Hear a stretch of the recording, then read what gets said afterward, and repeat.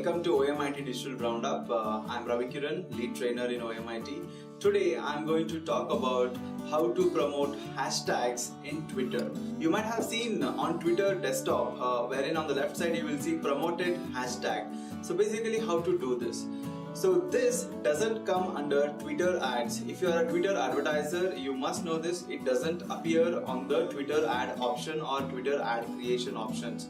So what you need to do is you need to get in touch with Twitter Ads Help Center, wherein they'll help you out how to select hashtag promotion, and they will guide you how much it is gonna cost you for a particular day. So for example, if I want to run hashtag OMIT digital marketing or hashtag OMIT Bangalore on the Twitter, then basically I have to get in touch with them and they will let me know what is the budget. So here the minimum budget for particular one day hashtag promotion will cost you somewhere between $10,000 to $11,000. That could be anything between 6 to 6.5 or 7 lakh rupees per day or per promotion.